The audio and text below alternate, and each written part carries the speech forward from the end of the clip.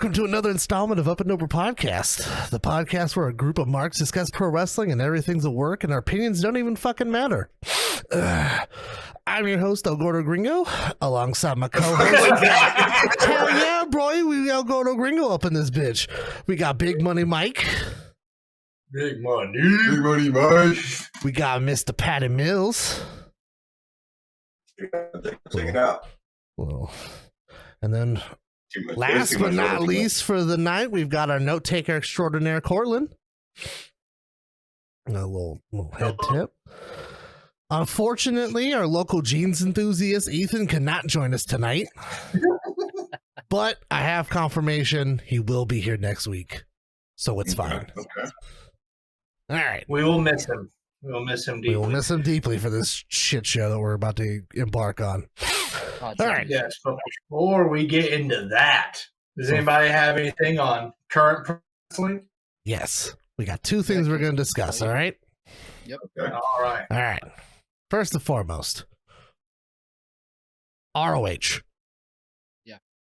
What the fuck is happening over here? We got basically we're closing down at the end of the year. We're getting rid of contracts. Per Dave Meltzer, we got a huge list of giant ROH stars are getting signed by AEW already. Yep. It's a weird day.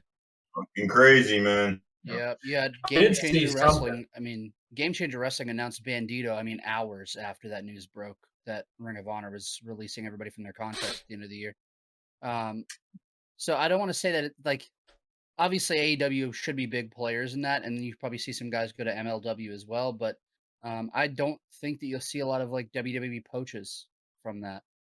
Yeah, no. One or two at our best, but I mean, a lot of people that are in Ring of Honor, it seems like they're happy to be there. They're not trying to run and get anywhere else. But I did see something earlier. I think it was on Twitter. I think it was Ryan Satin or somebody else maybe that posted that Ring of Honor was selling their library. And then within 10 minutes of that tweet, Brian Alvarez tweeted and said they are not selling their library. And then somebody else said they were. Rumors. I think we're just going to have to wait and see what falls through. But if they plan on launching in 6 months to a year, maybe later than that even, then they're going to want that library. You're not going to just I look back at all volume 1 to volume 5 set. I go through them maybe once every year or two, and dude, the matches on there are unbelievable. Everyone would want that catalog if it gets posted, Yeah. The big thing that stuck out to me about that catalog is that footage for All In would be included on that, which is like the one piece of like AEW adjacent wrestling that Tony Khan doesn't have. And so if it is for sale, I think you could see him pay a lot just for that piece alone. Yeah. But it's tough, right? Because Ring of Honor has been a place that I think all of us were kind of hoping we'd see the forbidden door open a little bit more than it has. Like a Ring of Honor invasion with Jay Lethal at the helm is something Ethan and I had talked about at length, really. And so to see them now have the ability to find work elsewhere is awesome. But at the same time, that's a lot of people that just lost their job really unexpectedly. And some people didn't even get a call. They found out on Twitter just like we did. So just some stuff to keep in mind with that. It's definitely a sad day in the world of like independent wrestling, just in the eyes of like what like the problem, like that's like one of the issues I've been seeing is that a lot of people are holding a lot of hate towards like the Young Bucks and the Elite. The big thing there with Ring of Honor is like that was really my first national independent show too, was a 2013 Ring of Honor show that was like local to where I was. And so really Ring of Honor is kind of everywhere in terms of the landscape of professional wrestling right now. Like you have guys like CM Punk and like, Bryan Danielson, like Samoa Joe. Like you have a lot of like the bigger names, especially for the past decade, that came from Ring of Honor. So yeah. It is pretty sad to see them kind of moving toward potential shutdown, but they said that they're going to reopen or relaunch as a different initiative in like Q2 of 2022. Yeah. It sounded like they were just going to be kind of just more of like a random independent booking to where like almost anyone can go, but like, I don't know. It still seems weird. Yeah. I wanted to say before we move any further that I did see that Hacksaw Jim Duggan got diagnosed with prostate cancer. Yeah, that is. And he's going into surgery tomorrow, which would be today for those who are listening. Just keep him in mind. He's a great guy. I got introduced to him in Wilmington, and dude couldn't have been a nicer guy. Took his time, talked to me about wrestling for a period of time, didn't pay a dime for it, signed stuff for me when I didn't ask him to. Just an all-around great guy. Spent time with everyone who was there. Couldn't say enough great things about him in my experience of meeting him and Jimmy Hart. They were both awesome. I just wanted to give a shout out to him and hope that him and the rest of the wrestling community can put a little bit towards thinking of him today. Absolutely. 100%. I'll crack myself with a 2x4 tomorrow just for some love for him. Have the fine one over there. Look at that.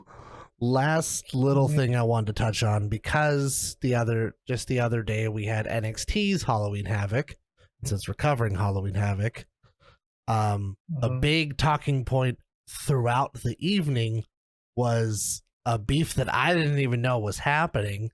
That's between Nash Carter of MSK and, I don't know if y'all remember, Izzy, the Bailey super fan. From like, so if you remember, like, original Bailey NXT girl with the side ponytail, always looked like always her. Front row and like cried with Sasha Banks, like that girl. She started training, I believe. She started training a couple months ago. So apparently the story behind all this is that, like, I believe it was right before COVID happened. She went to like a local wrestling promotion like near her, and she was involved in a spot where she was chokeslammed. And a lot of wrestlers were like, I don't think that was smart. They're like, the girl's not trained. She's super young. She could have been severely hurt. And one of the people that was outspoken in that, and basically just more or less for her safety, was Nash Carter, who, you know, formerly a big success in Impact Wrestling with the Rascals. Right. And so apparently, as of more recently, anytime they're out on a taping, they are being booed horrendously by a group of people. And people started to kind of figure out that in the middle of that group of people was Izzy and her parents. And so, this like, is real life beef. This is not wrestling heat. This is like real life. Like, it's real heat. This is real heat. You got heat with the bullets. Where a child is upset with a fucking professional wrestler over the fact that they thought it wasn't smart for them to be in a situation where they have no training. And like, it's gotten to a point where like, it's, I guess, like a lot of people have noticed the boos, and it's like really prevalent, and like they're one of the hottest fucking tag teams they have right now. And they're like, what the fuck is happening? To the point to where, like multiple times? This has been happening for weeks now. Jeez, to the point to where during Halloween Havoc, whoever's running social media like posts for NXT literally posted a clip of them doing something and was like, how could you boo this? Like, it's that noticeable. Yikes. And all the comments were just like, fuck Izzy and her parents. Yeah, that's what I just saw. I looked it up just to see, but yeah, that's I don't know. Takes away from cool. Yeah, it's like, I don't know. Wrestling can be corny in its own right, you know what I mean? But you make it way cornier by doing dumb shit like that. Yeah, like, you're enjoy it. Like, it just didn't make a lot of sense. Like, when I found out, and I was like, they're that petty over this? Like, that like a child, I don't even know she's over the age of 16. She's 14 as far as I saw. Yeah, so she was 13, 12, 11 years old when this spot happened.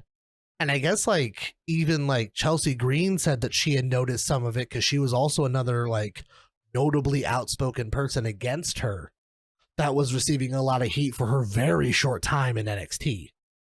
And so That's a lot of crazy. people are starting to figure out like, is this what caused some of these people to get let go?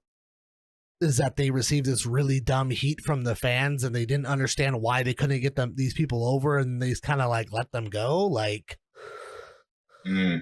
I don't know.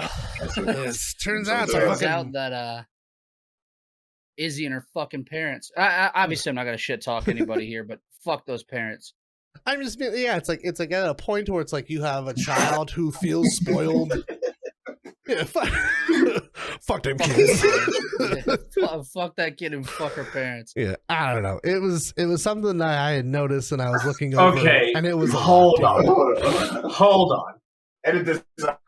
I just want to say this out. Oh, well, this is staying, bud. This is where we're at. I ain't gonna touch shit about no fuck that. Here's the thing. It's like I'm trying to find the words for it. This thing happened with another situation, kind of like it, where it's like somebody gives you an offer. You're a huge pro wrestling fan. You're at a random ass event and someone says, hey man, you want to fucking take a bump? Or hey man, you want to ref this match? You as a pro wrestling fan, diehard, who the fuck's going to say no? Yeah. I'm not going to say no. Look at David Arquette. My parents should have not when I was 11 years old. But like people shit on David Arquette. I get it. You know, he's not a pro wrestler. But the dude's a pro wrestling fan. And you're given the opportunity to become the world heavyweight champion of the world. You're going to say no? No, you're not going to fucking say no. You're going to go out there, do a shitty-ass match, and become the fucking champion of the world. I don't think it was... Who's not going to say no to something like that? But I don't think it's necessarily people upset about her saying yes. It's just people just saying like, hey, like I personally wanted to put her in that situation. Which like that part itself is like to each their own. If the kid wants to do it and everyone's fine with it, everyone's fine with it. But the fact that like now you're taking this but you're taking this so personally that you're trying to now fuck with someone's career, like that's where I have a problem definitely with not. Where I'm like, definitely not. It's too much. Like I went like like one of the first like local events I ever gone to out here, I had worn my fucking own WWE referee shirt. And for the entire night, I reffed from the crowd. And after the intermission of that night, one of the tag teams in the back that was a heel tag team noticed me and noticed that I was getting over within the crowd. And they pulled me up to try to make me ref the next match. And their referee said no, and it was a whole thing or whatever. So I'm all for the fact that, like, if a wrestler wants me to get involved, I'll get involved. It's fucking great. But, like, the fact that, like, I'm not going to go out of my way to try to, like, bury this fucking referee's career because he wouldn't let me ref a match that I have no idea what the fuck is going on. Like, it's not that serious. Like, it's not that big of a deal. For her and her parents just go to all these events and just like rounded people. Well, it even... No, it doesn't do her or her family. Like, her live stream is to become a professional wrestler for the WWE. And if you really want to do that, that's why I back, like, if she's 14, 15 years old, there's wrestlers that we all love that started younger than that. The Hardys. So, like, her parents standing there or her parents agreeing to her taking bumps, 110% about her wanting to learn and, you know, whatever. But any backlash of it from any other wrestler, it's like, yeah, I get why you would want to say, like, hey, don't do this. Like, obviously, don't be a dumbass and do this move at home. Like, we've heard the stories 100 times of kids getting hurt. But, like, her parents and her going out of their way to shit on other people's career isn't going to move her up the ladder in professional wrestling with fans either. Exactly. You know what I mean? I think you should just take your bumps and you just move on from the situation. And do in 2 years, 3 years, when you're 17, 18 years old, and you do your next choke slam at that same event, and it's bigger and better, no one's going to talk about the last one. Yeah. They're going to talk about this one. So, like, as long as you, in pro wrestling, I always feel like, as long as you just keep moving forward and you don't live your past event, then everything's fine. Yeah. But there's also that other side that says like you're only as good as your last match. So, either way. Yeah, true. Fuck her parents. Zinni, Well, I love how Mike said, "I don't want to talk shit about anybody," and it said nothing but negative. nothing He but said, "I don't want to talk shit about anyone's kids, I added a but butt after the fact. fuck them kids. Fuck them parents. Fuck them kids." I have a question. No. So I do a lot of Twitter. I'm on Twitter a lot. You do be tweeting. I be tweeting, and I noticed last night, and I've noticed for the past weeks, Adam Cole getting a lot of hate on Twitter. A lot of people saying that he's in his career, he's not doing what he should be doing. A lot of just like people just, I guess, saying how he should be living his life right now. I was wondering what you guys' opinion was on that. You guys like Adam Cole just out here having fun doing what he wants to do, or do you think he should be out here Brian Danielson type shit, where he's wrestling fucking heaters every weekend? I see that face over there, Mike. You can go first. Yeah, Mike. That's No, fine. I see the faces you making. No, by all you means. can go ahead. All right. So here's the thing, right? Adam Cole and Bryan Danielson are two totally separate situations. Danielson left the independents to go to WWE, but he did so putting on insane classic matches the entire way. That really wasn't Adam Cole's MO, right? They put him back in a spot that he essentially can follow linearly, and you can ride this out and build feuds even within the elite, right? So having him in the situation he's in my opinion, is the right situation and is the best situation for him to like, not to talk shit about NXT or how it was before, but again, this is something that all those matches started to kind of run similarly. Like you had the whole Gargano Ciampa feud that probably went 2 matches too much. Like all those matches just kind of started to play out the same way, and there were so many false finishes, and like we talk about it a lot again. It's the Shawn Michaels effect in NXT that like was there. So for him to get that out of his system with new talent that he's able to kind of work more of that independent style that AEW leans toward, that's the way that he needs to work until they can figure out what to do with him, right? If they're going to put him with Kenny Omega long term, because that's been something that's been happening on Being the Elite. Them mentioning him getting killed by Kenny Omega, like things like that. Like even if you push the Jungle Boy feud out in like another few months, then you have like the Tony Schiavone thing. Is that going to be a Paul White feud? Like there's a few things that like have to play out first. But Adam Cole, without question, needs to be the face of that company soon. And I think that they'll get him there. So people just talk shit to talk shit. It's crazy. And people hate AEW a lot on Twitter. And so I think they really do. it's just hating Adam Cole is hating AEW. Okay. So I got a thing on that I got. If you look at Adam Cole, look at the elite as like look at evolution.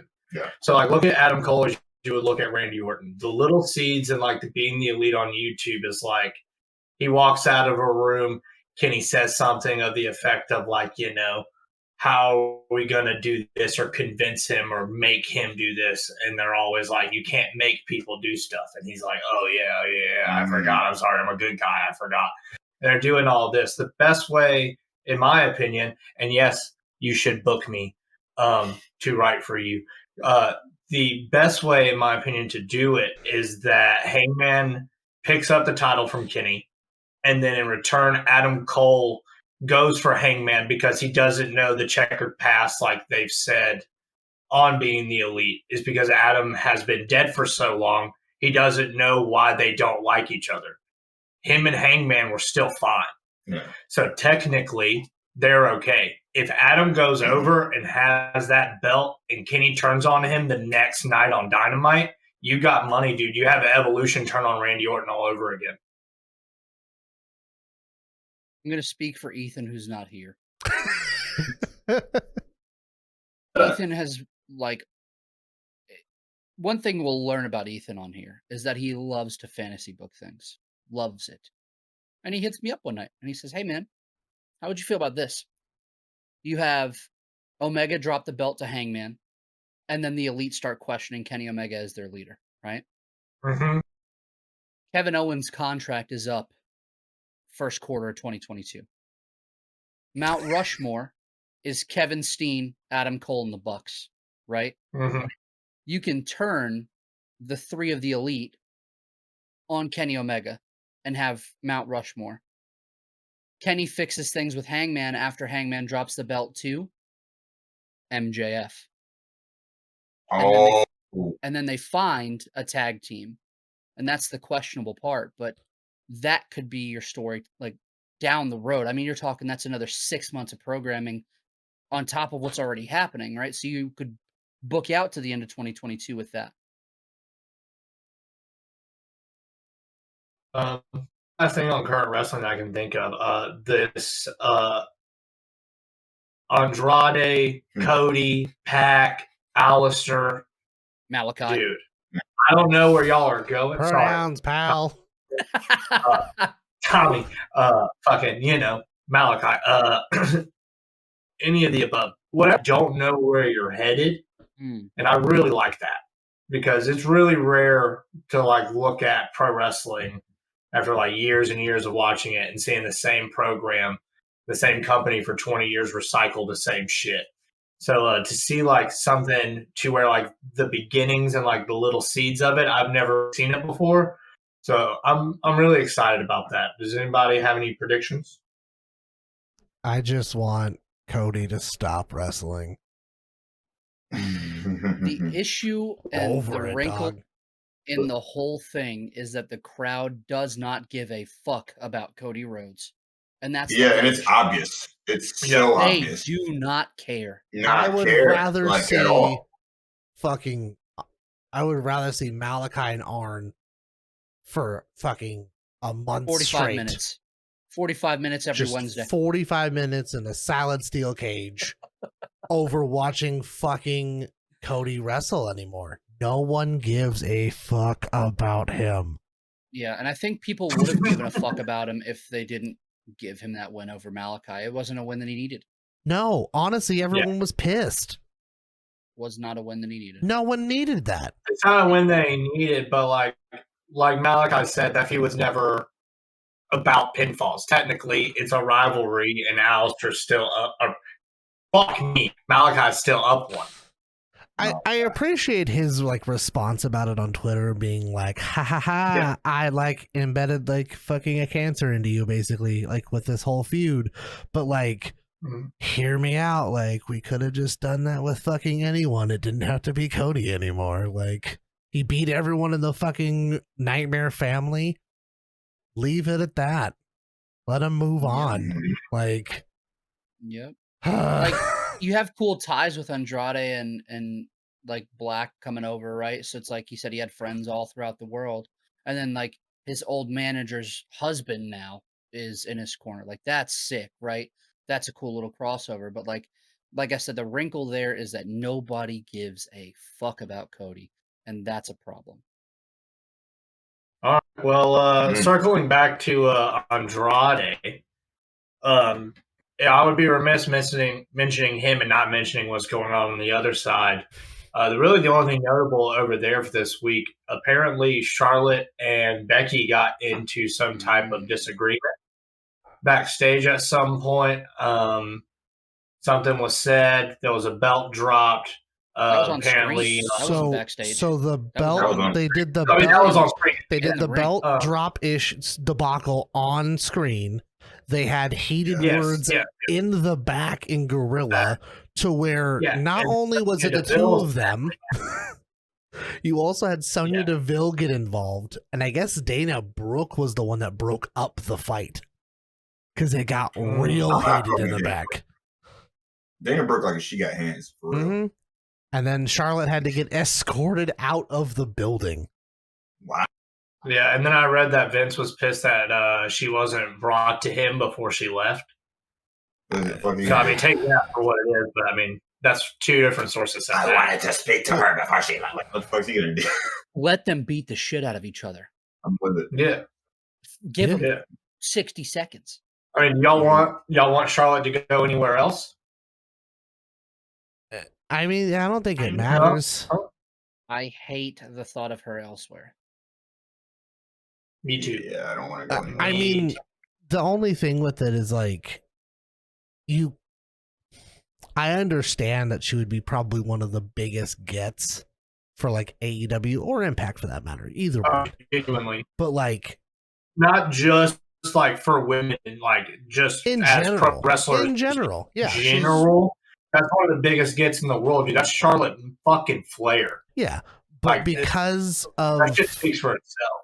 But because of the fact, sorry, just keep going. What's wrong, Mike? Something just hit me in my brain because I was going to mention something. But like, I would personally like just think that if it were to happen, she cannot be thrown straight into a title picture. Like, they would have to humble her aggressively, and she would have to start working back into getting trust. Because unfortunately, right now, because of what's happening, not in the same ballpark, but like she almost borderline has like Tessa Blanchard levels of heat right now. I was gonna say that different reasonings why, but like no one wants to work with Tessa. And I don't think any other woman in any other roster wants to fucking deal with her either because of what's like with Charlotte because of what's happening. So like, it would have to take a lot of trust building, I feel like, for that to happen. But like, the whole thing's a mess because they showed what caused everything to happen on SmackDown. On the replay of SmackDown, they edited it out. Yeah. But then you've got people saying that her entire camp is telling her to fucking leave. And then you've got random fucking idiot marks on the internet saying that WWE's behind all this in the first place, which I'm like, they edited out what the fuck happened. They're saving her ass. Like, it's a nightmare. It's a mess. Yeah. It's a big mess, dude. Mike? Last piece of business before I'd say we dive into this fucking thing. Speaking of big gets that are coming over from WWE, the former Bray Wyatt has his 90-day non-compete end. And you literally watched it hit me. He changed his Twitter handle to Wyndham6 from Bray Wyatt WWE. And I was just curious. 6. There's not a number 6 in the Dark Order. And that just hit me. We got 2 slack jaws in unison. And so, take that for what it is, right? Apparently he hasn't had conversations with many people, but yeah, you have 1, 2, 3, 4, and 5. There's no 6, no 7. Colt Cabana has 8, no 9, and then you have Preston Vance as 10. Mike, what are your thoughts on Bray revitalizing the IRS? All right, well, you guys have a great podcast. I'll see you guys around. We talked about it right before you got on. And they were like, you should have saved that. And I'm like, I'll get someone with it. There it is. There the fuck it is. All right, so fun, everybody. Pain and suffering at this point. I appreciate that. Thank you a bunch. All right. With that, since Mr. Rotunda is in the opening contest of this pay-per-view, Cortland, why don't we dive into the true meat and potatoes of this episode, our Halloween edition of Up and Over, the NWA WCW co-promoted Halloween Havoc from 1989. Oh, yeah. Yes, sir. October 28th at the Philadelphia Civic Center. Attendance 7,300 roughly, even though Ric Flair claimed 10,000. Ric Flair makes a lot of claims. He don't know how to fucking count. For this one is settling the score is the tagline for this one. You got Jim Ross and Bob Caudle. Bob Caudle, Mid-Atlantic champion, wrestling, coming off of the heels of the Great American Bash, which is the first of its kind. And this is the first of its kind as well. And we get to see it in longevity, obviously, the years of Halloween Havoc, even the one that we had this Wednesday. With watching this back, did you feel any bit of Halloween at all? No. No? I just want This certainly was just a name for a pay-per-view, but at the same time, look at the production quality from 1989 to like even 1996, right? You're talking less than a decade. Things started to matter a little bit more in terms of your production sets in your house events and things like that. But yeah, this certainly was just like, oh yeah, Halloween Havoc or whatever the fuck you want to call it today. They had like that random like fucking ancient Greece columns on like where their entrance was. There was a lick of fucking spooky. Welcome to the pandemonium at the Pantheon. This is Jim. Like, fuck off. Except you know what I mean? for the Thunderdome. I mean, Yeah, the only thing Lord. spooky the entire night was just them looming the Thunderdome. The Oh my whole God, every time. The Thunderdome. before we dive into that first match, I quite literally the only thing I have written between like the opener and then like the first match, like I have like the Civic Center, the attendance, everything. I just have let's applaud how far production quality's come in 33 years. Yeah. Yeah. Captain Mike Rotunda versus the Z-Man Tom Zank. God damn it. Yeah. This was a match, man. Cortland, what you got on notes for this, my friend? Not a whole lot, but I do have that. I Same. can't say his name right. Gary Capita, I believe his name is, was marked as the most dangerous ring announcer. Is what they announced him as, and I just was like, "What?" So I had to write that down. That's Bro, they're fucking bad. the fucking commentary team, their backstage interviewers, they were all a fucking disaster It was from bad. Yeah. start to So, finish. It was bad, man. He did, however, work backstage in Ring of Honor. He was ring announcer for the game Showdown Legends of Wrestling. And he was involved as the AEW Revolution main event weigh-in master of ceremonies. Wow. The Jericho and Hangman match. Motherfucker's got that's pretty cool. 17 goddamn monikers over here. I like it. Whatever. I know. Whatever. It's fine. He's like the Chris Jericho of fucking ring announcers. This is tight. I have written down it was a cool sequence in the beginning, a good up and over. Shout out to us. And it was basic style kind of wrestling match, as you're going to see through most of this card. There's great rope work. There's really cool leg scissors that turns into an abdominal stretch, both being used on the ropes. I feel like we don't see it enough. Yeah. It's really cool. But, however, the next thing I do have written down after that is shit finish, which we're going to get to for like... It's a night of the living lot of shit.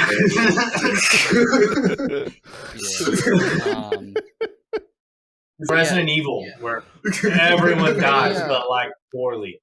They didn't call it a match. They were calling it the first event of Halloween Havoc. Like this Yeah. match specifically wasn't a match; it was an event, which Okay. felt weird. It was enjoyable for what it was, which was an opener. That's the most you're going to get out of it. It was fine. It was fine. It went a little too long, 13 and a half minutes, probably a little too long for my taste in Fuck. 2021. But it just felt like Rotunda was leaps and bounds better than the Z-Man in the ring. Yeah, And the it Z-Man. showed a lot. The He ladies definitely call It him showed. The ladies call him the Z-Man. That's like, As he's shut the getting fuck up. thrown out of the ring straight onto the floor, they're like, the ladies call him the Z-Man. I'm like, the fuck is happening here? I will just note that Z-Man pissed off the crowd for winning. Yeah, Oh, buddy. they were not happy. They were so mad. He literally won off of a crossbody reversal. And Yo. the only other note that I have written down, did that man just throw up in his mouth as he's celebrating outside?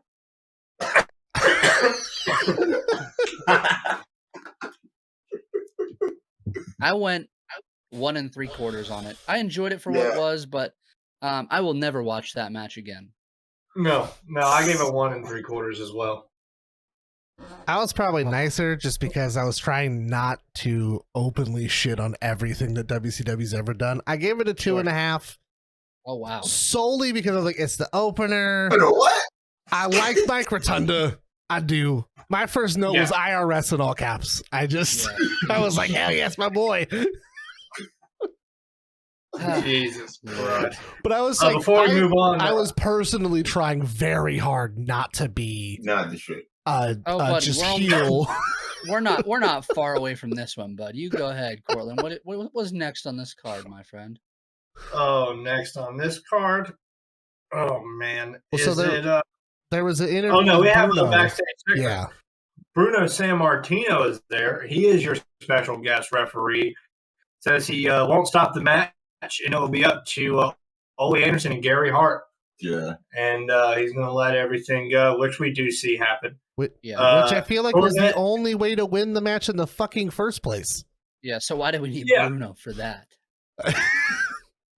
But what I have written down for that, the light blue button up with the black bow tie look for the refs looked really good at that time. It was real sharp. It was hard. I liked it. I liked it a lot.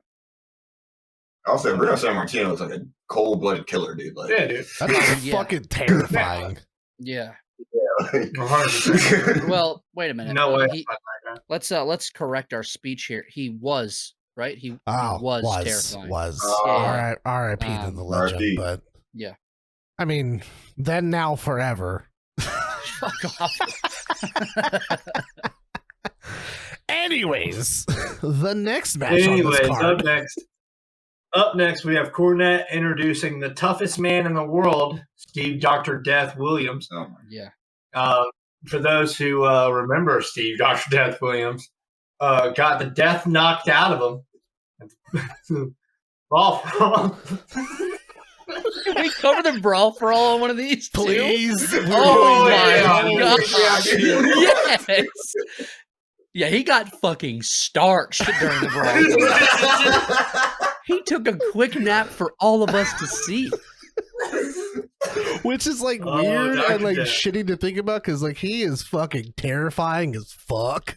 Yeah. Oh yeah, dude. It pissed me off that he was Steve Dr. Death Williams because I always remember him being Dr. Death Steve Williams. So Jim Cornette, you can eat shit if you ever hear this one for that one, bud. Oh, don't worry. That's going to be said a lot tonight.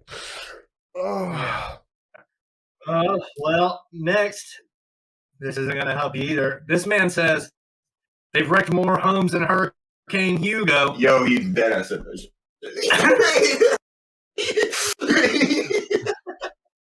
Wrecked more homes than Hurricane Hugo.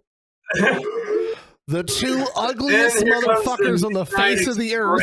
Oh my god, dude. And I mean, these motherfuckers. Oh my god, yeah. We had good old Bobby Eaton and Stan Lane, the Midnight Express. Fucking just train wreck looking motherfuckers. Pretty sure Stan Lane botched every single sequence in that match. Yeah. And oh man. So we got Dr. Death Midnight Express versus the Samoan SWAT team and the Samoan Savage. With the big kahuna, Sir Oliver Humperdinck. Sir Oliver Humperdinck. Hell yeah. Oh my god. Oh, dude.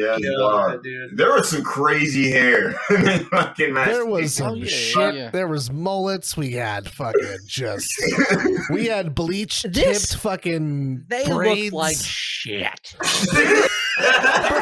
bro, he said they called them home wreckers, and then they came out, and I was like, these are the two ugliest motherfuckers I've ever seen.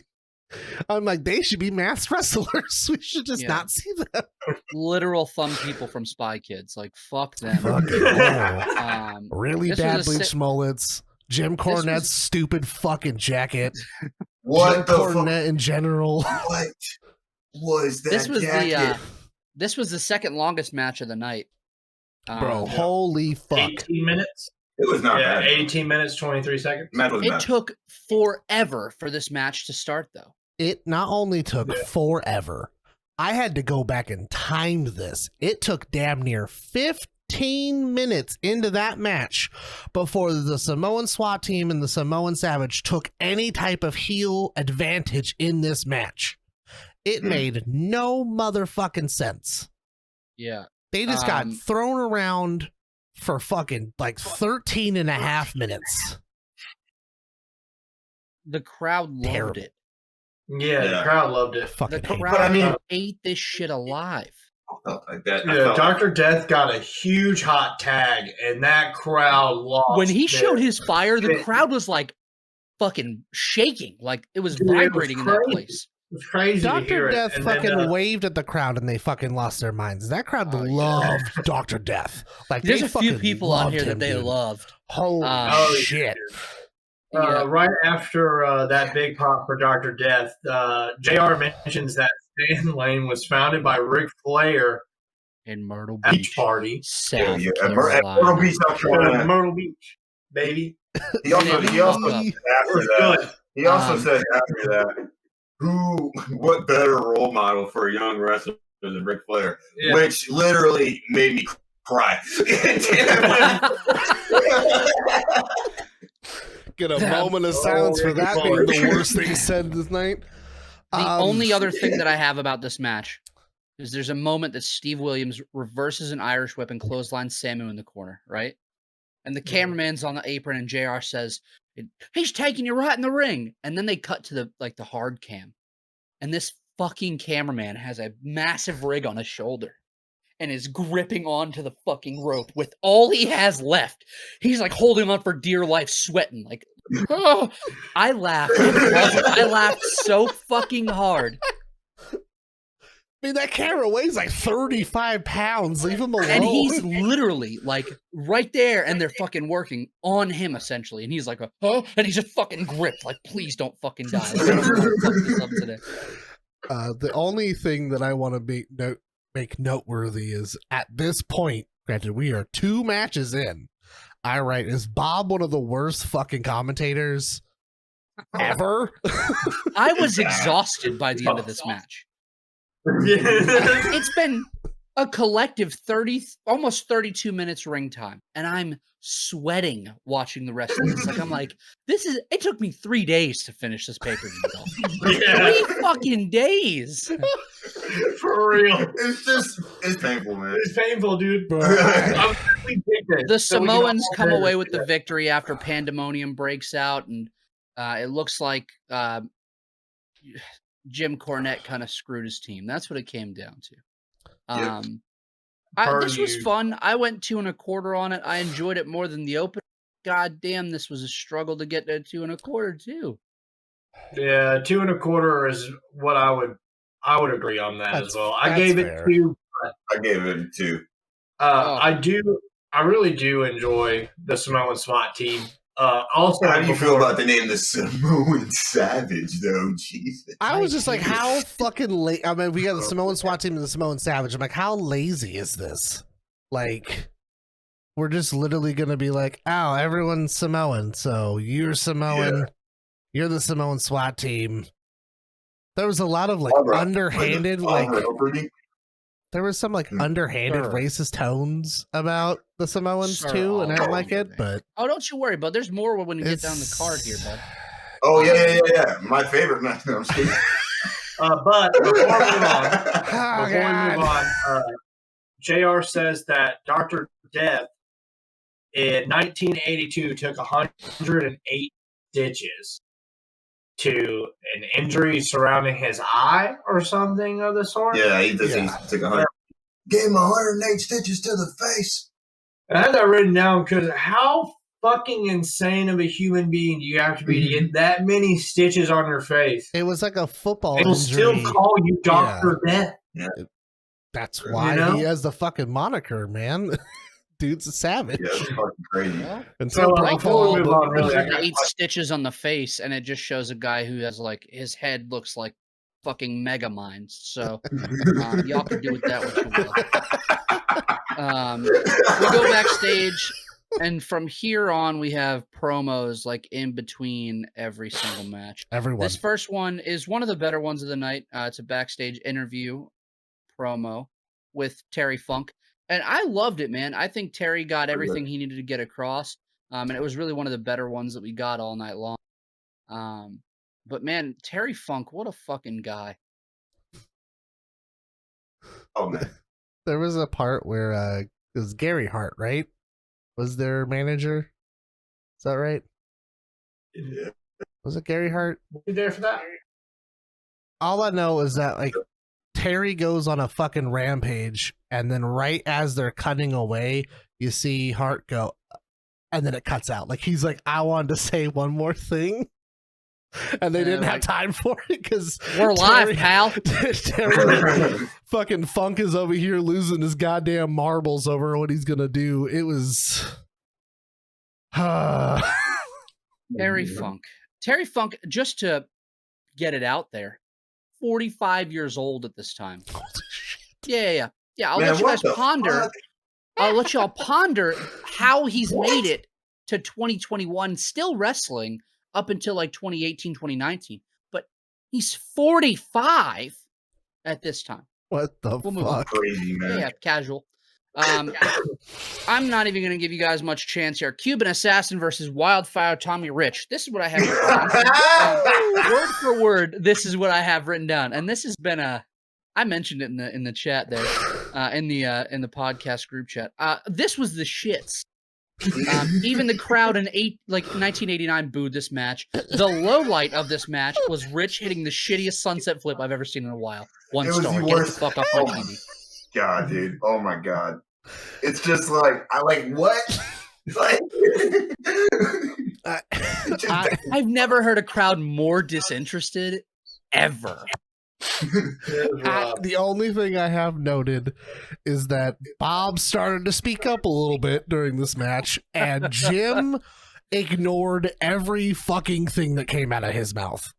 What's important? He would say something and expect it's a statement that expects a response, and Jim would be like, and the Cuban Assassin, like he would just completely no sell everything Bob was saying and was like, I'm just gonna call this match like by myself. Yeah, just a one-man color commentator. One man. It is important to note. The Cuban Assassin's original name was Fidel. Yes. It's important to note. Fuck? I hated this match. It fucking made me want to like call it quits, right? Listen to me, because it's important that you guys understand. I still went twice as high as I did for Dawn Marie Tori Wilson. Moving on. Ooh. Well, after the match of the night, we had a Freebirds interview. Go ahead, Pat. This is all you, bud. I love visible cokeheads, man. Like, when it's just showing, you know what's going on. Yeah, it just felt like dudes. City of Sunshine. Will this Halloween felt Havoc like 89 make me pass out? Yes. This felt like a late 80s, early 90s promo, though. Like, I guess I could understand why people enjoyed it back in the day, but good God, did this suck ass cheeks. Like, imagine this right after the Cuban Assassin and fucking Wildfire dick face. Like, get it off. Well, fucking doot. We got Freebirds versus the Dynamic Dudes. I almost stopped this pay-per-view when the announcer said that they had a 1 hour time limit. I'm gonna fucking repeat that. They said this match has a 1 hour time limit. And I was like, no, the fuck it does not. I'll stop this match. I'll stop the shit. I checked the time. I was like, there's no way this is going on for an hour. I was like, I'll lose my mind. You had the Fabulous Freebirds, which was Michael Hayes and Jimmy as the champions. Taking on the Dynamic Dudes, which was Shane Douglas and Johnny Ace with Jim Cornette. I laughed. Laurinaitis, the husband of who is it? Isn't it someone insane? It's like the Bella's mother. Yes. The Bella's mom. That's yes. The fucking Bellas, the Bella twins. Their mom is married to Johnny motherfucking Ace. Yeah, well, this match. Dude, could you imagine those family dinners like for Thanksgiving? Like John Laurinaitis, the Bellas, John Cena, Bryan Danielson. He's not eating anything because he's vegan. Johnny Ron Ace. Tucker would take their shoes off. Johnny Ace just has a picture of fucking Vince sitting next to him on the table, and he's like, "Oh, you're real strong, Vince." Feeding him mashed potatoes. You like these balls, huh? You like them? I have a couple of things I want to mention about this match. Real big. First of all, if this was but they're pretty big. If this was a fuck. Okay. So this was a tag team match for the tag team titles, yes? Yeah, sorry, I had to mute myself for a minute, man. Yeah, this was a tag team match for the NWA World Tag Team Championship. Where in the sweet fuck was Michael P.S. Hayes' goddamn belt? There was one belt out there. Yeah, there was. Y'all didn't catch that? He sold it. He sold it for coke. Right before he went out there. That shit was in his nose. That's where the belt was. He said, I'm going to take this belt, put her right here. Where's your belt, Hayes? I said, doot, doot, doot. And I got rid of it. Also, I'm hoping you have one of the same notes as I do, because it fucking pissed me off in this match. My next note is Jim Cornette. This is directly to you. I hope you fucking see this at some point. There's ring announcers for a fucking reason. You don't need to re-announce your fucking tag team after they've already been announced. You fucking tennis racket carrying motherfucker. God, he did it both times, and I was like, I don't give a shit. They already got announced. Jimmy C needs to talk. That's all it is. I have the dynamic dudes. What a gimmick. Also, everybody hits the ropes like Hulk Hogan, and it's making me laugh. It pissed me off after I thought about it. The crowd. Everyone from that era hits the ropes like that. You hit it like on the what are you doing? Sideways and hard as fuck. Yeah, the crowd loved the champion. Specifically, they loved Jimmy Garvin. And why the fuck did the ropes sound like they were about to burst at any fucking moment? Every single time, dude. Just we were dude, especially the Warriors match. Jesus Christ! I thought that ring was gonna fucking break. The whole ring moved twice. I watched it fucking shift when fucking Animal hit it. He just went, man. I was like, oh my god. I was like, what the fuck is this sitting on? Yeah, the coolest part of the match was Shane Douglas going nuts with 3 drop kicks in succession. Also, there were dueling horns in the crowd. The dueling horns in the crowd were fucking cool as shit to me. I feel like that's something that you don't ever hear anymore unless you're watching AAA. And so that was cool. But the finish fucking sucked ass cheeks. The match was rough in general from start to finish. What was the finish for this match? It went 11 minutes and 28 seconds. I believe Freebirds. Yeah, Freebirds. Right over as per they do. Yeah, and I went 2.5 on it. I enjoyed it more than any of the other matches. Specifically, enjoyed it way more than Tommy Rich versus the Cuban Assassin. I what? Real quick, forgot to mention this. Tommy Rich was wearing crushed velvet trunks. Oh, let him yes, live. He was. I forgot about that too. Let him live. Yeah, this man looked. He wanted to be Ric Flair so fucking bad. Had fucking the boots. Had the. I just wasn't going to go that far in. We moved on. I'm not going to shit on that match anymore. Moving forward, we got the only thing. Deserve the time.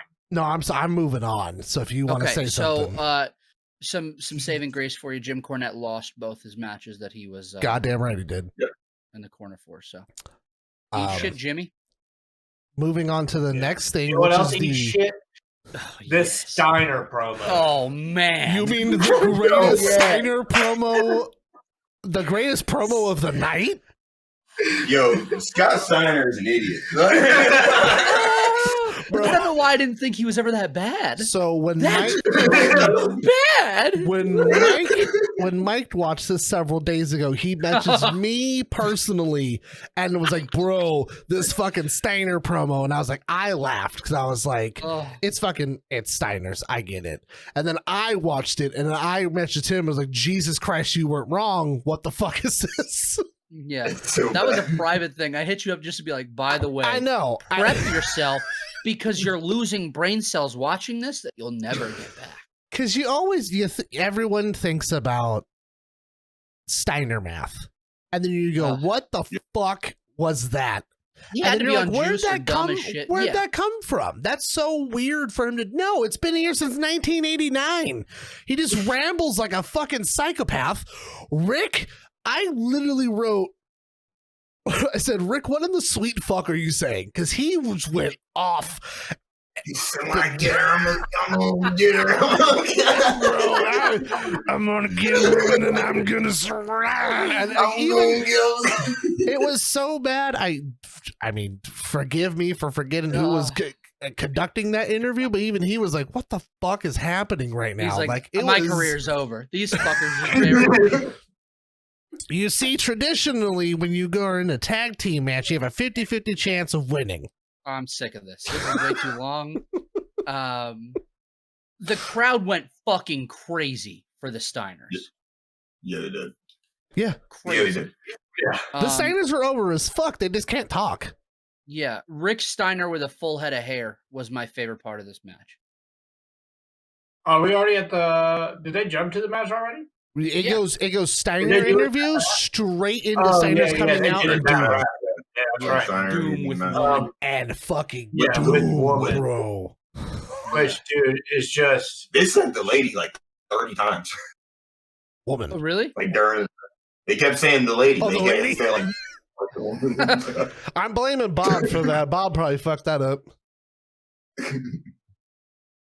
yeah, it opens fast with like tornado style brawl. Crowd's hot for the Steiners. Shout out Ron Simmons. Just fucking Juiced out of his we love you, bud. mind. Yeah. Ron Yeah. Simmons is a Oh. fucking, or is he, was he Doom number one? Doom one. Yeah. Doom one, A he tank of a human being. He is the definition of thick. He is a big motherfucker, dude. I was like, God, Jesus. Yeah. So in this match with woman, they really put over like the history of her being there. Introduced as a super fan. Yeah. Always wearing Steiner merch. She eventually turns on and aligns herself with Kevin Sullivan. Adopting the name Woman after weeks of not being given a name away. They said she ended up loving the name Woman or something of the sort. Then she lines herself with Doom, and eventually we do see her with Flair and the Horsemen. I feel like that's what a lot of people remember her time as. Sure. Is Kevin Sullivan and her time with the Horsemen. But it's a fun fact that Among other things. Yeah, I was gonna Yeah. say, where are you going with this? No, I was gonna say that it's a fun little fact that what's the other dude's name in Doom? I completely It forgot. was Butch Reed, who just died earlier. Butch Reed, Reed. yes. Thank you. I have it written down on the last page. He was also in the first ever main event for Survivor Series. Survivor Series, Oh, really? yeah.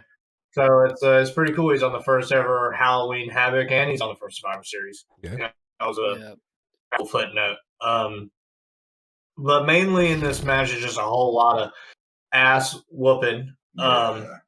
A whole lot of fucking suplexes out the fucking nines, headbutts, stiffs. I enjoyed this match surprisingly. Yeah, now that I think back didn't on it, it was hate pretty at all, cool.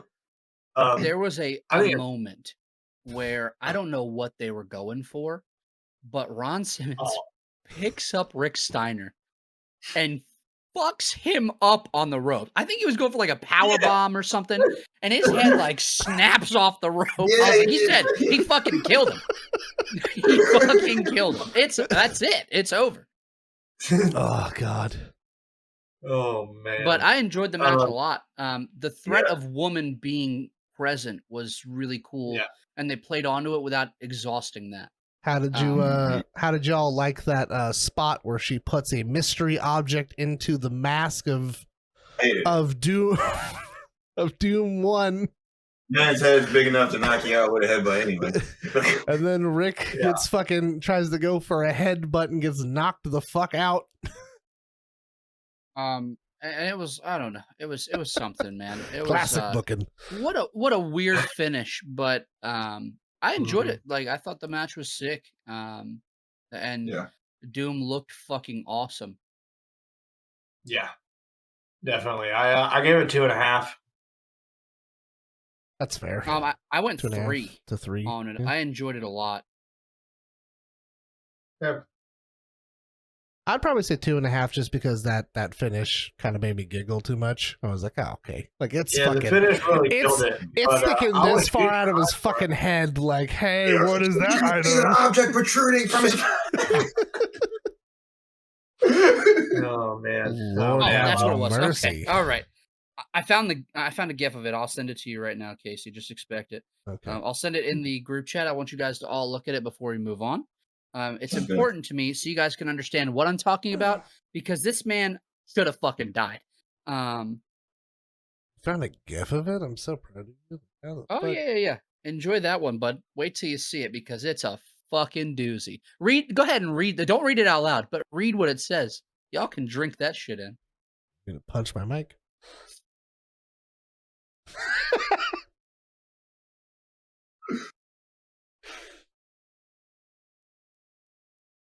His head cracks off that rope, man. Oh. It looked so bad. I was like, he killed him. He's Oh, fucking man. dead. Like, there's no other like way around this. Well, they do get the win, beating the Steiners. They get a 3 count after the headbutt with what JR would say, that foreign object. The next matchup, or rather, we have a Lex Luger promo where he says he's the champion of the 90s. Yeah, Champion of the 90s. yeah. He essentially Anybody says got that. anything to say about this moniker before we move on? Not so much the champion of the '90s because knock knock Lex, I have some bad fucking news for you. But he said that Brian Pillman did well in his exhibition matches, but now that he's on the big stage, he's gonna wilt from the pressure of the total package, which was fucking cool as shit. Yeah. I enjoyed that a lot. But the champion of the '90s, Yeah. if only you knew what I Cool. know now. Nice. Oh my god, dude. Yeah.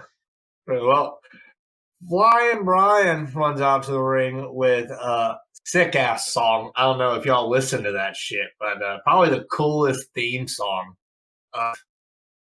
that at least for this night.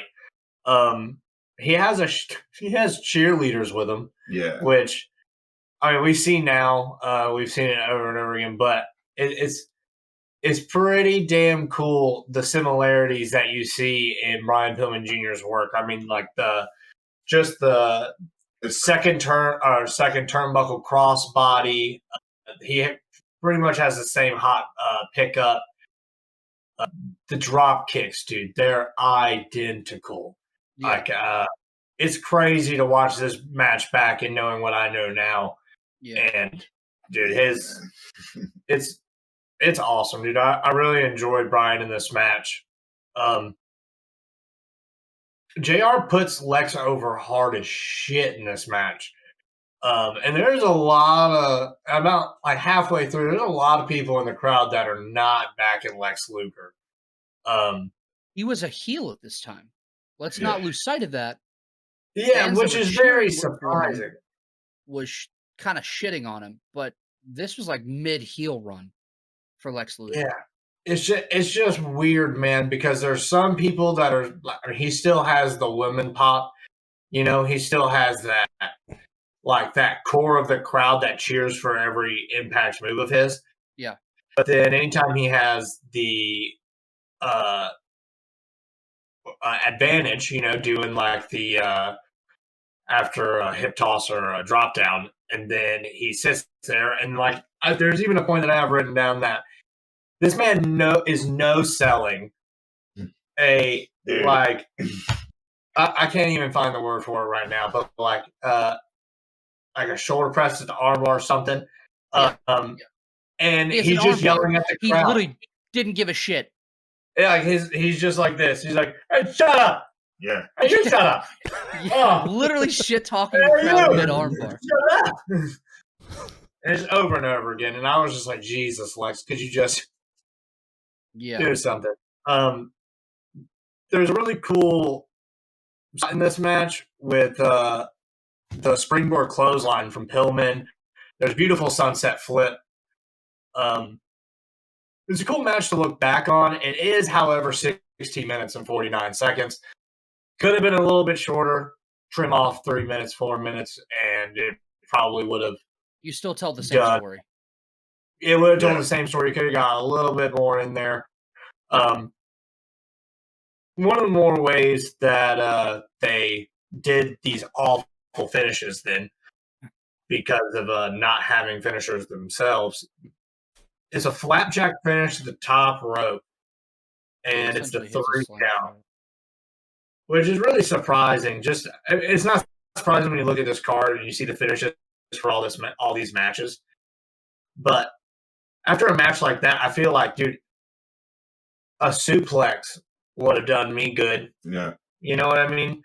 Yeah. Really, a drop kick from the top, that springboard would have done fine. Really, anything. But yeah, I didn't give this match as much as I wanted to, but I gave it 3 1/4. I did too. A few things popped out at me real quick. Fans trying to touch Lex Luger's ass as he's hitting the ring, like he's like at the ring, and they're like reaching, trying to squeeze his ass cheek. Made me laugh. I didn't realize how similar the gimmick for Brian Pillman was to his sons now, like including it's the like the cheerleaders, same. like you said.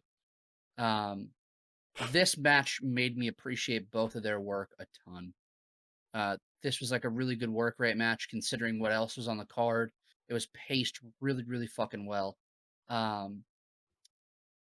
Luger made Pillman look amazing throughout the first half of the match, like really put him on with his fire. But like at the end, the finishes just were bad on this card, man. You miss, like, you have a weird botched missile drop kick, which like looks like Lex was supposed to eat it, but he didn't. And then they Yeah, he just immediately go into that. Yeah, trucks under. they immediately go And into like the still finish. takes a flat back for Yeah, it, which is ridiculous. interesting. That's what I'm saying. There's no way that Yeah. that wasn't a mess up, but they go directly into the finish, which I guess was the best option. And then you had like Luger act like a heel after, like rip the belt away and just kind of storm off with it. Like he was a bona fide heel at this time, and that crowd kind of fucked him getting the reception that he really should have gotten as a heel. True. Casey, you got any notes for this match? It might be controversial, Uh-oh. but Here you go. Love that. I really wrote down, was Brian just this fucking good, or did I just really hate everything that Lex ever did? Like, there was something about it where I'm just like, is Lex just really that shitty of a wrestler, in my opinion? Or, like, was Brian just like, did he just blow me away in this match? I don't know which one it is. It might be a combination of both. I also, like, have, like, all of, like, the Lex Express just, like, in my fucking brain and, like, all of that shit. So I'm just like... That's it. I have, like, that stuck back there, so I think that might be a problem. But, like, Brian was just fucking incredible. Yeah.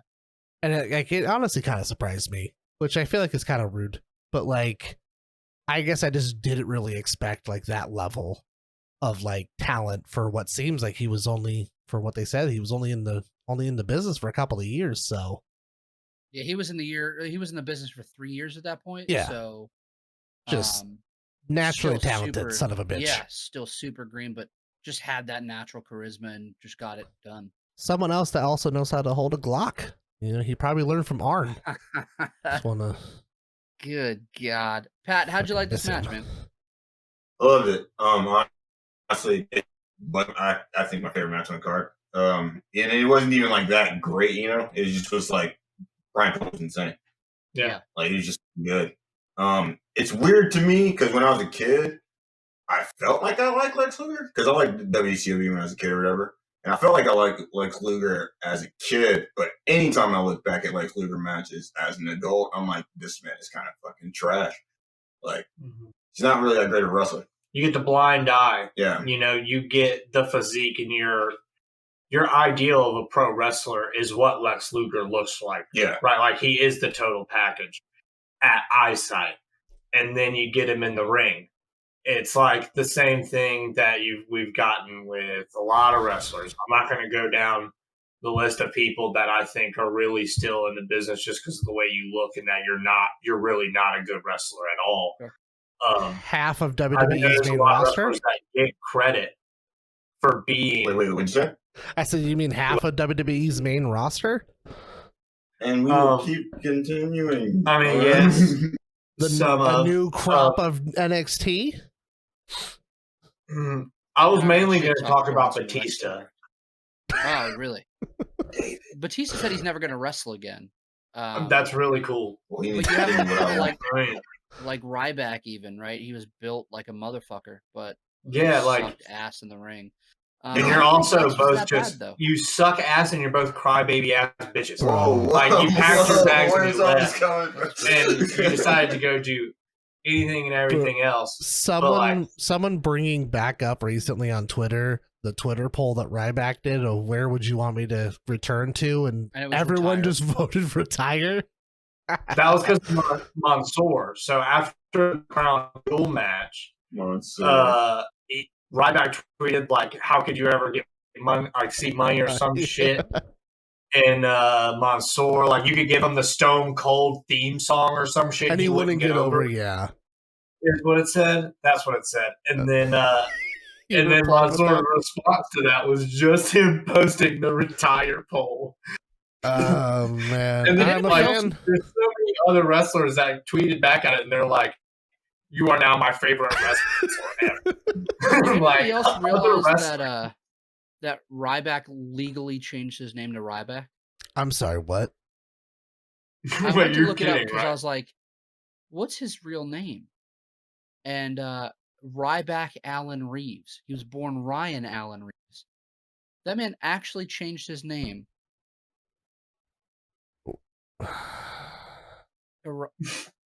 I fucking hate him so much. I'm gonna get off of here now. Anyways, we now are at the promo segment with the Road Warriors. Yeah. Yes, where they're using the old school Batman promo voice, man. I love it. Yeah, It was You know? sick. This It fucking ruled. It was. It was pretty fucking cool. The one thing I will say, and it was very funny, was having Paul Elric in the back, like, You don't see shit. Yeah, he's like fully dark from He's the like- lights. I just want to be seen. Oh, Paul Elric. Yeah, Hawk crushed his part of this, like the promo that they had. He was like, "Oh, we're gonna tear down the skyscrapers, reduce them to rubble, like snack on death or whatever it was." Like, it was sick. Like, snack on danger, dine on death. Dead men don't make money. Like, fucking Yeah, tough. I had Dead Men Don't Make Money written down. It That was shit is sick. hard. That It shit was- is hard. Well, The best promo at this point of the night. for sure. They come out to what I believe is like the Black Sabbath riff. It is fucking Iron Man, but it's the instrumental only. It is the Yeah, that's what I hardest thought it was. fucking thing I have ever seen. Because they've got the Oh, fucking yeah. spiked fucking like gauntlet boot things on top of the fact that they've got their pads. And I'm like, fucking Iron Man is playing in the background. I'm like, this And- is fucking tight. That was the craziest the crowd went all night. Was when that fucking Yeah, of song course. played. They lost their fucking Yeah. minds when those dudes Fucking came out. crazy. I It would was have too. awesome. Holla, Well- holla, holla. Teddy Long was in this motherfucking match. He was. Yes, he was Teddy with, Long looked crazy, with man. Dan Spivey and Sid Vicious, who Vicious looked fucking huge, dude. Yeah. He looked humongous. I didn't This know. man looked like he fell off the test tree and hit all of Every needle on the way My Going- man went to going the shit. going into this, I didn't really know about the Skyscrapers tag team, and I wanted to try to like look at them a little more. And I finally discovered why Teddy Long has such a love for the Undertaker while he was on SmackDown is because the masked skyscraper was Mark Calloway. Yep.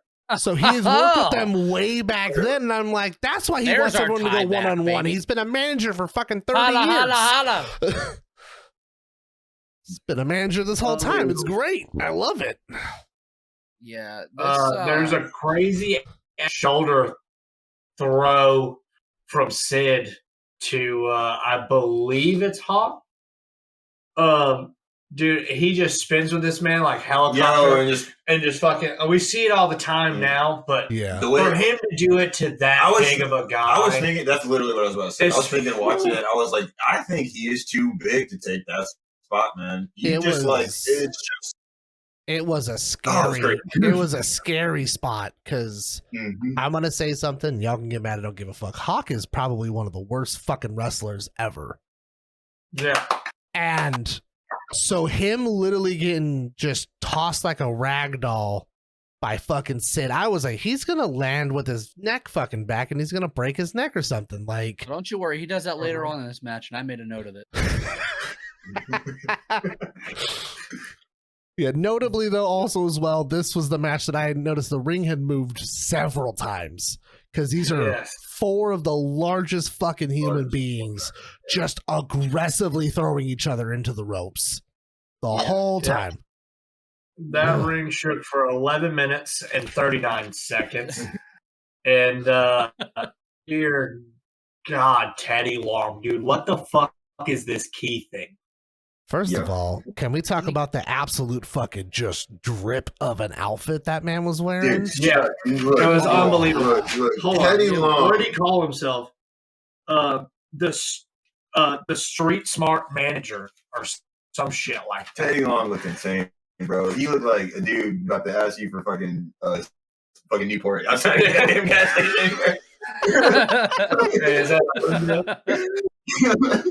Holy shit.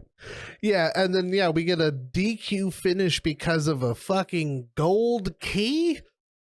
Yeah. Yeah, like he would be given the key to a city or something. Yeah. And they sold the fuck out them key shots though. Yeah. God damn it did. I just figured it out. The reason why Teddy had the key was because Michael P.S. Hayes sold him the key to the city of Bad Street, USA for a bump of coke. Yeah. Gotcha. I got it now. It all makes it's coming together, guys. It's coming together. A key to the CD for another key in the city. How long was this match? It was 11 minutes and 39 seconds. Yeah, it was probably 10 minutes too long. 11 minutes too long, yeah. Yeah, the Road Warriors just were blown up to hell and back. As they always were. Dan Spivey goes to throw Hawk outside of the ring after the DQ. And instead of making it outside of the ring, Hawk spikes himself on his fucking head on the apron. I paused it, rewind it twice. I watched it 3 times, sent it to Ethan once, like, look at this shit. This is crazy. I'll tell you exactly what I said to Ethan. This is what you're missing out on, Ethan.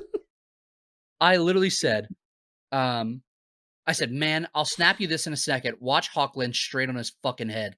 He responded, just saw the clip. LOL, what a goof. What a goober. Spiked himself. I see him grab for his head like, oh, I'm probably concussed. Gets right back in the ring and does a fucking flying clothesline off the top rope. I'm like, this man was certified ready to die in 1989. So before we move on from this match, we do have Paul Ellering, like we said. And getting a little bit back towards current wrestling, or almost current wrestling, how do y'all feel about AOP making a return to pro wrestling? Did they? Yeah. I mean, no, I'm saying how do you feel about that happening? Yeah. I probably wouldn't give a shit. Damn. They had so much promise, dude. They did, but then they just did nothing. And as far as I know, like one of them's working at a grocery store. That's not me talking shit. That's dead serious. Like they don't want anything to do with wrestling anymore, which is crazy. But I just don't know where you'd put them, right? New Japan, put them on New Japan Strong, have them beat the shit out of like Young Lions. That'd be cool. Impact. Yeah, but really, like them and who? Finn Juice? Like that's who you're gonna put them against? I don't fucking know, dude. I'm just throwing out options. Yeah, like I don't know. Paul Ellering took a bump in this too, didn't like at the end of it? Yeah. Man, Paul Ellering's a fucking king. Deserves the world. I went 2 1/4 on it. I thought it was good for what it was, but it really was probably a few, like 3-4 minutes too long. You could see how spent the Road Warriors were. Like, they were not built for this shit. Yeah, even JR said, he was like, I'll be surprised if this match goes 10 minutes. Yeah. And he said that like the first 2 minutes of the match. They were flying around. I want to toss this out there. Awesome. Do we only like the Road Warriors because of their look? Because of what? I'm sorry. Their look. Their look? Yeah, for sure. Appearance-wise, coolest motherfuckers in the world. Right. In ring ability, I feel bad for Animal. Animal has to carry every fucking match they're in because Hawk gets winded 35 seconds into the match. I'll say this. I'd rather watch this shit of Warriors and Legion of Doom than watch LOD 2000. Holy shit. Wait. LOD 2000's rough. No. Give me. I know what you're going to say, and I don't want you to. Don't bring it up. Hide and Give me hide and right. Oh my god. Give me LOD 2005. Let me read you a poem.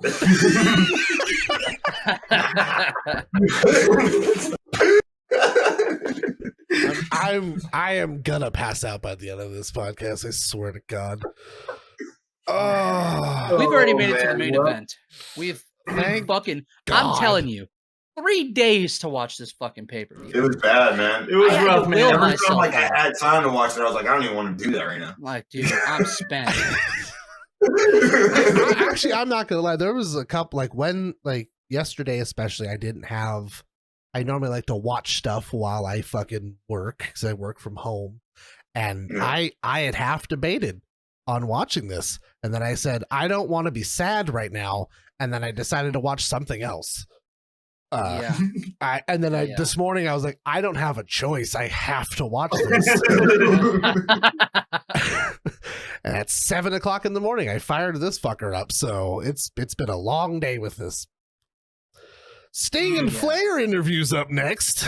Yeah, Sting, Flair, and Ole Anderson. And they just put on for the match. Cortland, did you write anything down about that or no? I wrote same bullshit forever. Yeah. So The same. I don't know. I loved When you get to the mountain top, and when you get to the what I mountain, got out of Sting. you're already playing. I loved what we got out of Sting. Sting had like this weird nervous energy of like, oh shit, I'm not good at this. And he was like, I gotta hit this and I have to hit it right. And so he did it, and then you can almost see the moment of like relief on his face where he's like, fuck yeah, I crushed that. I fucking Yeah. This was fucking good shit though. I enjoyed it for what it was. I like that promo. I'm not gonna lie. I got probably like the most like I got was like listening to Sting because I was like, this motherfucker's excited, and I was like, am I supposed to be excited for this? Yeah. And the answer's no. You didn't like this match? Okay. No. Oh, Let's get to the Thunderdome. That was it, bro. Man, I This was enjoyed not the it. fuck out of it. First of all, I don't know how much money they paid, and I don't think we'll ever get an answer. But you have Legion of Doom coming out to an instrumental version of Iron Man. And then when the Thunderdome itself is lowering, and then when it's raised at the end of the match, fucking War Pigs is playing in the background. This is probably before copyright was a thing. They probably didn't pay shit. But the weird part is like they didn't, like, at least for War Pigs, they looped it to where it was just the long instrumental intro. There was no like and like getting into the song. It was just like that really long drawn out. But like that was probably the coolest part of this entire match. Dude, I went way on the other side of this. I Way on the enjoyed other this side. match. I love this shit. A fire broke out. 2 A seconds fire did break out. into the match fucking starting. awesome. A fire broke out because fucking let's put a bunch of flammable shit on an electrified fence is a smart idea. And who puts it out? Go ahead, Casey. Who puts it out? Well, 2 refs attempt to while with their bare fucking hands. While Terry Funk is kicking them through the cage. He is kicking one of the fucking ring helpers through the cage to not put out the fire for some reason. But then Muda uses his mist on it. What am I talking about? Which was cool, I guess. It was cool as shit. What am I talking about? This match was amazing. Don't know if anyone else caught that, but because a fucking fire almost broke out, the fence wasn't electrified anymore. Yeah. Yeah. So the whole purpose of the match Jim being Ross it's fine. it being electrified the whole time? Because all Muda and Funk did the entire match was climb the fucking thing and then hang off of the top like it was a fucking jungle gym. Yeah. But it's supposed to be electrified. I hated this match. I hated it so much. So I enjoyed the fuck out of this match. Yeah. There was a moment where Jim Ross said something about Sting being a youngster and talked about his time as a member of the tag team, the Blade Runners. And he said, I think his partner has not progressed like this kid had. And yeah, I just put, started out as a tag team, the Blade Runners. I don't think his partner has progressed as much as this kid has. Once again, as I told Mike this is months after SummerSlam 89. He fucking where the Ultimate Warrior becomes the Intercontinental Champion. He cooked the Ultimate Warrior with that, though. That shit put me over big on JR in fucking 89. Can we just fucking discuss for a minute how awesome the Great Muta is at working in the ring? It was fucking great shit. Yeah, I enjoyed it. Everything that they did in the match felt like there was massive amounts of purpose to it. I hated the Thunderdome gimmick, but the match itself was fucking great. Massive highlight, Sting swinging around like Tarzan. My favorite fucking part of this whole on the noose. That shit was so dumb. Bro. On a noose. That shit was dumb. He wasn't on a rope. That shit was dumb. He was on a noose. It was sick. Yo, I loved it. Rick's cocaine chops in this match. He fucking hit him up. I wanted to note, because we had already discussed this, it made 0 sense for Bruno to be in this match to begin with. Yeah. But it is a no pinfall, no submission, no disqualification. The only way to win the match is by one of the 2 Terminators, fuck if they didn't say that word a lot of times in this, to throw in a literal towel. Why are we loosely using tag team rules? We've got, every time it was like, there didn't have to be necessarily a tag, but like, you only ever had like Flair Muta or Flair Funk. And then it would be like, something would happen, but then it'd be like Sting Muta. And it was like, there's 4 of you, just fight in the ring. Like, the whole time, it just didn't really make a lot of sense to me. Like, we were like half-ass using rules. I kind of give it to him because we weren't getting triple threats or fatal 4-ways or anything like that really yet. Like, yeah, we were getting like the Texas tornado tags and stuff. Yeah. But whenever you have a match like that, especially I feel like when it's being sold in comparison to it just being a live event, you want it to be the best shots you can get of each situation. So, like, if I can get Sting and Muta up here or Sting and Funk up here, and I have a solid 2 minutes of work with him, and they also have them in the ring for an X amount of time, it's like you can just flip back and forth between the pieces rather than it just being all in the ring and them just doing it. Well, like that started to happen, but at the beginning, like the first chunk of that match was literally just kind of like a weird tag team match. Yeah, they were. I literally have it written down that they like did a tag match while saying there was no DQ, and I hate that shit. And eventually, it broke into like you had fucking Funk tying up Sting's leg into the cage. So cool.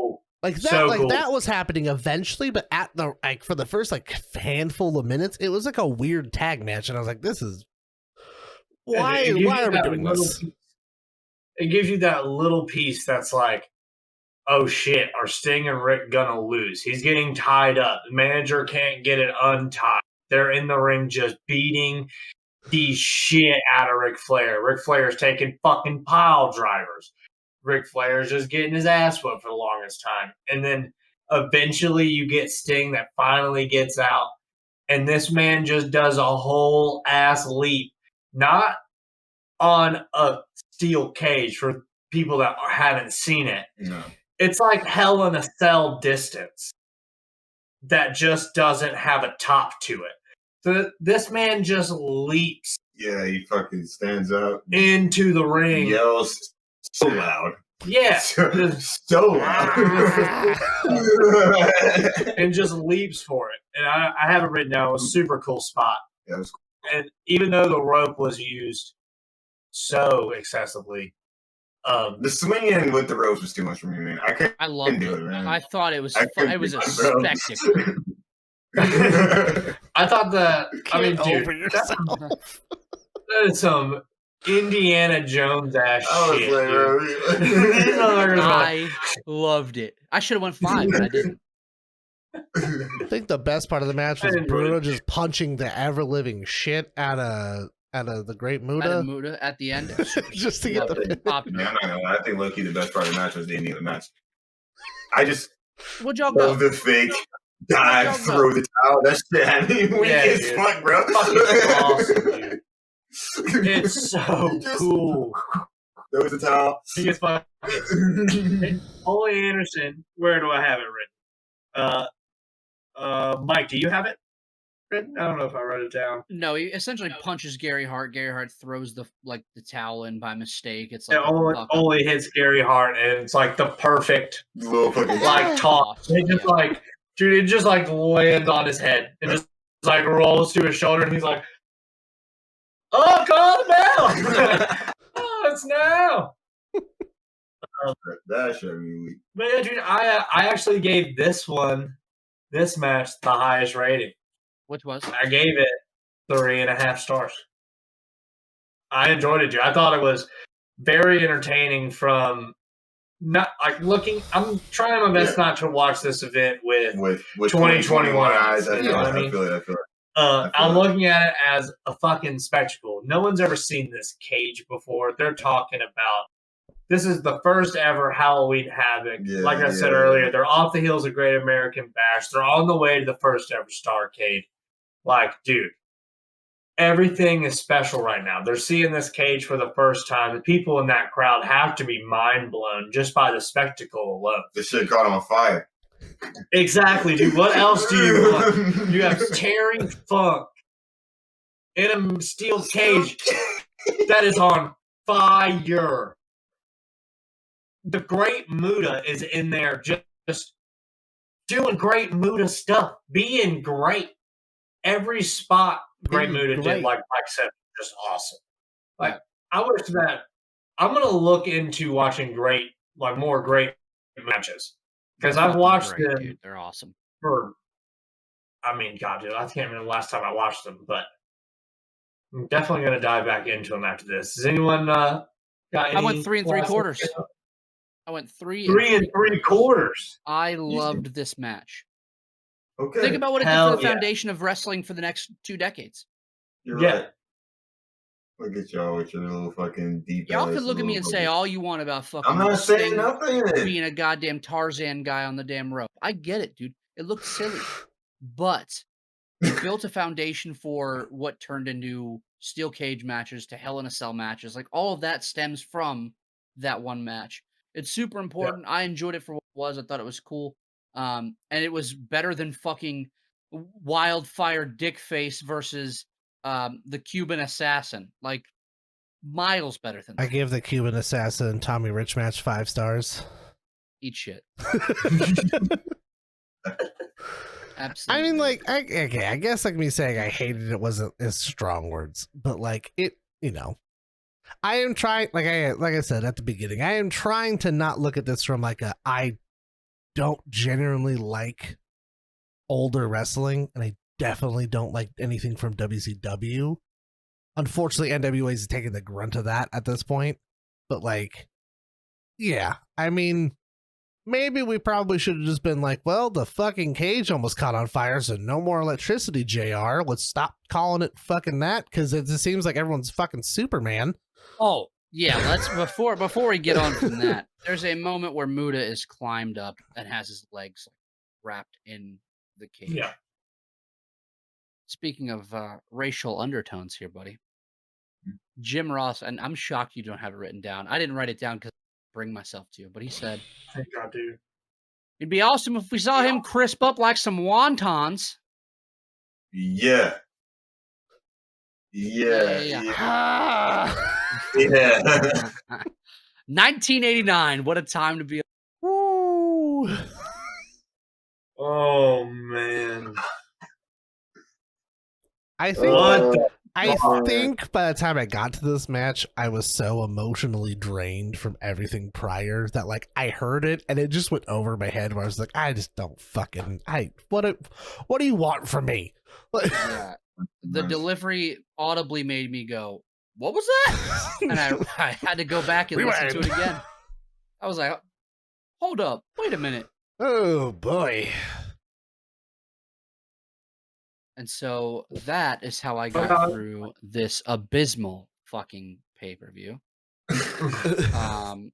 Through it. Thank you for coming got to our through TED Talk. Halloween Havoc.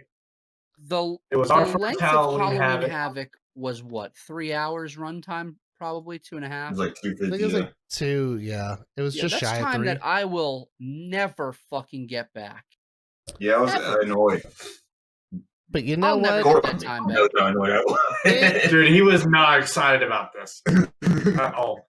And I feel like it's also why like Mike had to reach out to me personally for the Steiner Brothers promo, because like I didn't want to shit all over this in our group chat to just be like, we all really didn't want to watch this fucking pay-per-view, but I understood the importance of watching it. So I feel like us being like, that Steiner promo though in a separate conversation was totally warranted. But like, I will say it's the first one of its kind. It's the first one that we've ever done, because it's like our third fucking episode. And today is the anniversary of Halloween Havoc 1989. So, Oh wow! to be here doing it 32 years later, it's obviously an iconic event. Yeah. Speaking of iconic things and living icons, next week we're getting back to the reign of terror. Triple H, baby, doing what he does best. Time to play the game. What's next, Mike? Is it No Way Out 2003? No Way Out Is that right? 2003. Yep. You have until really, I guess, Friday morning, whenever we put this thing up, for you to listen to it. So if you want to have it watched, so that way you can understand where we're coming from, or if you have different thoughts or opinions, all of our socials are on the screen, are they not, Casey? All of our personal socials are on the screen. If you follow Up and Over Pod on Twitter, we will make sure that we have our YouTube link as soon as I'm able to get it up, as well as our Spotify. If you have either or both of them and you want to drop us a follow, drop us a sub, that would be greatly appreciated. Yep. Apple Podcasts as well, if you wouldn't mind leaving a 5-star review. It helps us get seen. So when you go to search Up and, we're the first thing that pops up. So if you do listen to it, we appreciate you guys. And we'll be back next week with another episode of Up and Over. Salute. Appreciate you guys. Salute to y'all. See you Thank then. you.